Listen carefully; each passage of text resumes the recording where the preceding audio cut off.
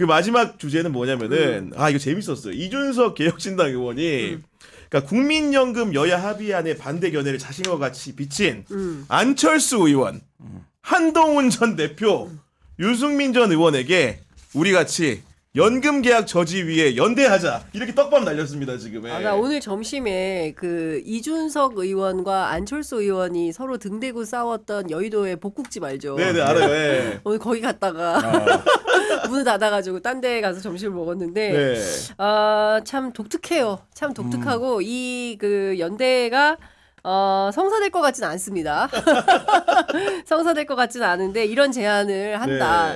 이준석 의원이 저는 굉장히 스마트한 정치인이고 그래서 차기 대한민국을 이끌어갈 보수 정치인으로서 상당히 기대가 된다라고 생각을 했는데 최근에 보면 핀트가 많이 나가 있는 것 같다라는 생각이 좀 들고 오로지 본인 관심에만 관심이 있는 것 같다. 예. 지금은 앞서 말씀드린 대로 내란을 종식하는데 전체가 다 같이 열정을 바쳐도 모자란 판에 끊임없이 혼자서 대선 출마 출정식 하고 뭐 연금 개혁 얘기하고 물론 내란의 와중이지만 우리가 할 것은 해야 되고 뭐 그런 필요는 있긴 합니다만 그럼에도 불구하고 정치인 이준석에 대한 평가는 점점 달리하게 됩니다. 예. 아니 본인 유튜브 방송도 열었고 뭐 하던데 오히려 이 시점에서는 윤석열을 상대로 강렬하게 싸움을 그러니까요. 모습을 보여주는 게 과거에 그 주로 진보정당을 민주당 계열의 지지자들이 비판하던 말 중에 헬이 덮쳐오는데 조개나 죽고 있다라는 표현이 있거든요.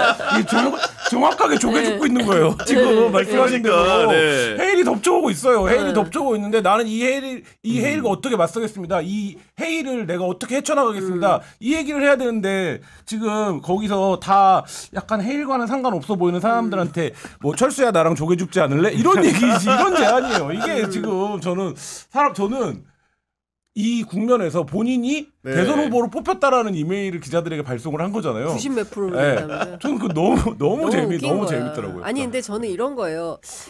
대한민국 보수 정치인들이 정말 큰일 났다. 그러니까 대한민국에 이렇게 뭐 내놓을 만한 이제 뭐 이런 표현은 적합하지 않지만 상품으로 진열할 만한 정치인은 없다.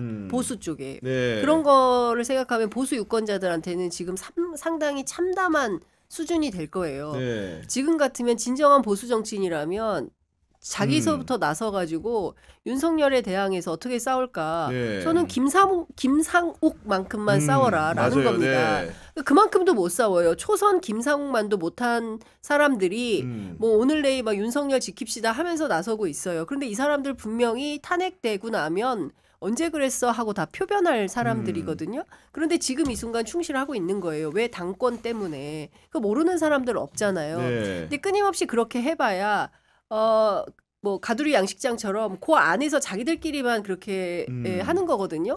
근데 그 수준을 넘어서지 못하기 때문에 대선은 점점 멀어질 거고 동네 정치에서는 어떻게 해보겠지만 그래봐야 영남을 벗어나기가 어렵다.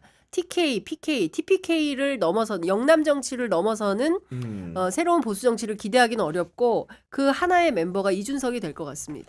아니 더군다나 또 이제 그 안철수, 뭐 한동훈, 유승민 이렇게 호명을 했는데 그분들조차도 이준석 의원의 이런 제안에 대해서 뭔가 응당 이제 어떻게 보면 되돌려주는 말이라든가 뭐 메아리에 대한 호응이 있어야 되는데 그런 호응조차 없는 상황들이 약간 좀 본인의 처지를 좀 보여주고 있는 느낌입니다. 네. 저는 이게 그 이준석 의원이 정치를 공학적으로만 하려는 사람들의 전형적인 모습으로 보이거든요. 그러니까 뭐 표면적으로는 연금 개혁안 다 같이 모여서 반대하자 이거에서 토론하자. 근데 이제 너무 의도가 보이는 게 누가 봐도 이거 뭐 본인이 이제 지금 몸이 달았습니다. 지금 제가 보니까 다음 있을 조기 대선에서 이 경선 소위 말하는 보수 전체의 경선판에서 밑그림도 내가 한번 그려보고 이 판도 내가 한번 제일 먼저 만들었습니다라고 주도권도 한번 쥐어보고 이게 너무 뻔히 보이는 공학적인 자세라 너무 실망스럽고요. 또 역시나 마찬가지인데 그 지난 대선 때도 마찬가지고 이 연금 개혁안 가지고 또 다시 어떤 세대별로 편가르기 하는 그런 득표 전략으로 방향으로 가려는 거 아닌가. 젊은 정치인이면 오히려 더더욱 이런 것과 관련해서 청년을 어떻게 또 설득하고 청년의 입장을 대변해야 된다고 하는데 그게 아니라 본인의 정치적 어떤 도구로만 사용한다는 생각이 좀 절실하게 들어서 아니, 매우 실망스럽습니다. 이준석이 막 이런 제안하는데 신문에는 전용기만 나오던데. 전용기만 왜 나왔죠? 전용기가 그 기자회견 그렇지. 세대들 현역들 모아가지고 했는데 거기 또 자기 빠졌더라고. 젊은 정치인들끼리 연금 관련해서. 아니 그런 모습에 경위는 모르겠지만 자기 주도적인 너무 장면을 그 연출을 원하는 게 아닌가라는 생각이 좀 드는 거고 그리고 본인은 지금 연금 개혁 걱정할 때가 아니고 명태균 수사가 생각보다 진행되는 과정을 보면은 이준석 의원 관련성이라는 게 드러나고 있는 게 이번에 여의도 연구원 같은 경우에 지상욱 원장 시절에 그 재임하는 다시 이제 연임하는 과정에서 그 명태균 씨와 가까웠던 김태열 전 미래한국연구소 소장의 법정 증언만 보더라도 그렇죠. 마치 이준석 의원이 도움을 주지 않았다면 불가능한 일인 것처럼 다뤄지고 있지 않습니까? 그렇죠. 지금. 왜냐하면 당대표를 했었기 때문에 그 당에서 벌어지는 모든 일에 대한 정무적, 정치적, 실질적 책임은 당대표가 지는 거죠. 그러니까 그 기간 중에 여의도 연구원이 비선 조직을 통해서 여론조사를 제공받았다라고 하면 그건 여의도 연구원의 책임이에요. 이렇게 얘기할 수는 사실 없는 거고 거기다 플러스 이준석과 명태균의 관계가 특수하다라는 건 지금 뭐 다 알고 있는 거 아닙니까? 근데 그 특수한 관계에서 지금 이준석 의원은 지금까지 설명은 난 위법한 게 없는데? 야, 나보다 나를 공격할 거야 이걸로? 나는 누구랑 제어의 관계에서 위법한 걸 내가 그러면 그때 까면 되지? 이런 거예요. 그러니까 이게 아까 공학적이라고 표현하셨지만 이준석의 정치는 로직이에요. 그러니까 본인이 짠 로직이 있어요. 명태균으로 나를 공격해? 그럼 나는 나보다 더 위법한 짓을 저지른 사람을 말해야지. 그러면 나는 빠져나갈 수 있겠지? 어차피 이건 파면이 되겠지? 그럼 대선이 열리니까 내가 후보가 돼야지. 내가 후보가 되면 어떻게 돼야 돼? 연대를 해야 되니까 내가 이 사람들하고 연대를 해야지. 이런 식이에요. 근데 그렇게 로직대로 흘러가지 않는다 정치가 이런 거고 지금 말씀하신 것처럼 이 명태균을 통해서 어디까지 말하자면 정리를 할 거냐 검찰이 이건 안타깝지만 우리가 그래서 검찰공화국이라고 부르지만 사실 검찰 마음이에요. 검찰이 지금이라도 이준석을 수사를 하자라고 하면 하는 거예요. 근데 그런 정도로 이준석 대표가 지금 걸려 있는 거고 이준석 대표 입장에서는 아직 언론을 통해서 드러난 나와 명태균의 위법 관계는 아무것도 없군. 이렇게 판단하고 있을지 모르겠지만 그렇지 않다는 거죠. 아니 왜냐면은 명태균 씨가 추천한 한 30여 명 정도가 여의도 연구원에 연구위원으로 임명됐다는 증언을 김태현절 소장이 버젓이하지 않습니까 이게. 근데 그 명태균 씨와 관련된 것은 제가 보기에는 이제 시작이고 조사는 최근까지는 이제 오세훈 시장과 관련된 것을 가장 많이 받았다는 거예요. 그리고 이제 재판이 시작이 됐어요. 그리고 본인과 관련된 이제 정치자금법 위반 사건과 별건으로 공천 개입 의혹 사건에 대한 수사가 본격화되고 있는 것인데 넘버링을 하더라고요. 1번 오세훈, 2번 홍준표, 3번 누구 쭉쭉쭉 이렇게 얘기를 쭉 해서 이게 어디까지 진도가 나갈지는 앞서 말씀하신 대로 검찰의 판단입니다. 그러니까 검찰이 어디까지 커트라인을 끊을지에 따라서 국민의힘의 대선 주자, 보수 정치인들의 대선 주자가 결정된다 이런 얘기를 하고 있는 것이고 그것 가운데 이제 여의도 연구원 관련자들 뭐 이런 등등이 나오겠죠. 근데 아마도 강혜경, 김태열 말고 그리고 그 명태균의 입을 통해서 추가로 확인되거나 더 나올 만한 단서들은 많은 것 같고 제가 추가 취재한 것 가운데 하나는 황금폰 4대하고 황금폰 3대하고 USB 하나로 알려져 있잖아요. 네.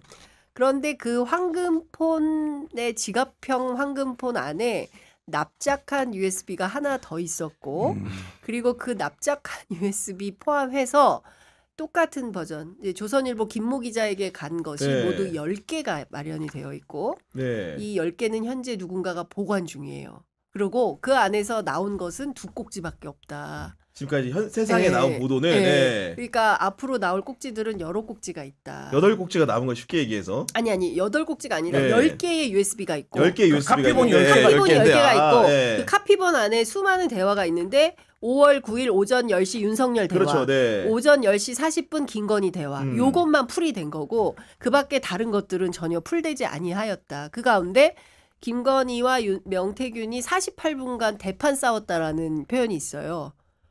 그것도 있다. 이제 이런 얘기들이 있고 관련된 건 무궁무진한데 중요한 포인트는 명태균 씨가 국회의 그 증언대에 서서 국회 증감법에 따라서 증인 선서를 하고 그리고 관련된 모든 내용을 한번 세게 얘기를 할 거냐 말 거냐. 그러니까 이번에 또 안 나온다 그랬잖아요. 그 결정은 4월에 있을 것 같습니다. 4월에. 네. 그래서 4월이 다종다기에게 주목이 된다. 그러니까 4월은 매우 잔인한 달이 될 것 같습니다.